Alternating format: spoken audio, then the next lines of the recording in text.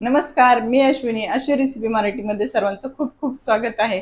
आणि आज अश्विनीच्या स्वयंपाकघरामध्ये मस्त अशी फणसाच्या बियांची भाजी बनवणार आहोत, तीही मस्त अशी मालवणी पद्धतीने. चला तर मग फणसाच्या बियांची भाजी बनवण्यासाठी काय काय साहित्य लागते ते बघूया. नवीन असेल तर आपल्या चॅनलला सबस्क्राईब करून घ्या. फणसाच्या बियांची आपण भाजी बनवणार आहोत. तर फणसाच्या बिया घेतलेल्या आहे इथं. स्वच्छ 2-3 पाण्याने धुवून घेतल्या आणि स्वच्छ एक पाणी घालून घेतले. चवीनुसार मीठ घालून घेते. मीठ घालून घेतलेलं आहे. आता कुकर मध्ये आपण 3 शिट्ट्या काढून घेणार आहोत, म्हणजे आपल्या फणसाच्या ज्या बिया आहे छान शिजतील. आपल्या फणसाच्या बिया शिजत आहे तोपर्यंत मसाला आपण बघूया काय काय घेतलेला आहे. त्यात खोबरं घेतलेलं आहे मी 1 वाटीभर. 1 वाटीभर चिरून घेतलेला कांदा, असा उभा चिरलेला कांदा घेतलेला आहे. लसूण, अद्रक तो 1 चमचाभर. सफेद आपल्याला छान खरपूस असं भाजून घ्यायचं आहे. खोबरं भाजून घ्यायचे आणि काळ्या कलरवर कांदाही भाजून घ्यायचा आहे आपल्याला. इकडे मी तवा ठेवून घेतलेला आहे. प्रथम खोबरं भाजून घेणार आहोत आपण. छान तांबूस रंग येऊपर्यंत आपल्याला खोबरं भाजून घ्यायचं आहे. खोबरं आपलं तांबूस रंगावर भाजत आलं की आपल्याला घालायचे आहे तीळ. घालून घेणार आहोत त्यातच. 1 मिनिटभर आपले तीळ भाजले की काढून घ्यायचे लगेचच. त्याच तव्यावर आपण घालून घेणार आहोत कांदा. आपण खोबरं काढून घेतलेला आहे, कांदा घालून घेते. थोडस तेलाची धार घालायची आहे आपल्याला कांद्यावर. तेल घालून घेतले. आता आपल्याला काळ्या रंगावर छान कांदा भाजून घ्यायचा आहे.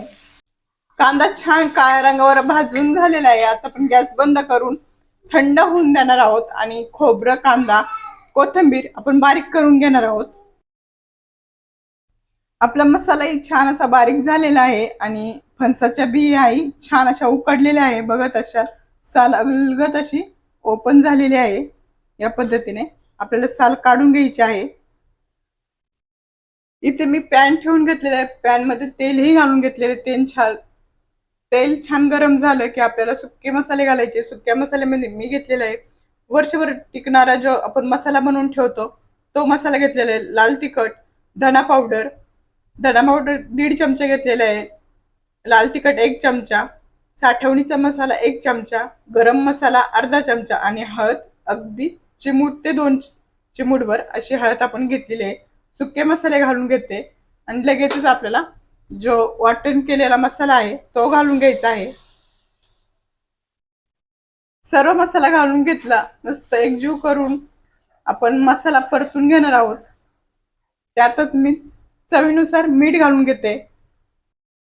चवीनुसार मीठ घालते. फणसाच्या बियामध्ये आपण उकडताना मीठ घातलेला आहे, त्याच हिशोबाने आपण मसाल्याला मीठ घालणार आहोत. मसाला परतत आहे तोपर्यंत आपण आपल्या ज्या फणसाच्या बिया आहेत त्यात छान अशा सोलून घेणार आहोत. आपल्या मसाल्याला मस्त असं तेल सुटलेलं आहे. आता आपण अर्धा ग्लास पाणी घालून घेणार आहोत. ग्लास आपण पाणी घालून घेतलेलं आहे, घेऊन घेणार आहोत. 5 मिनिटानंतर मस्त अशी उकळी आलेली आहे आणि आपण जे फणसाचे बी मस्त असे सोलून ठेवलेले, एक पाण्याने धुवून घेतलेले ते घालून घेणार आहोत या पद्धतीने. आणि पुन्हा एकदा 5 मिनिटं आपला मसाला पूर्ण बियांमध्ये मुरूपर्यंत आपल्याला शिजवून घ्यायचा आहे. म्हणजे फक्त 5 मिनिटं, नंतर आपल्याला पुन्हा पाणी घालायचं आहे. त्यासाठी 5 मिनिटं झाकण ठेवून आपण शिजवून घेऊया. मिनिट झालेले आहे. अतिशय मस्त असे तरी वगैरे आलेले आहे आणि आपल्याला असंच खाऊ शकतो किंवा थोडस पाणी ऍड करून सुद्धा भातावर वगैरे खाऊ शकतो.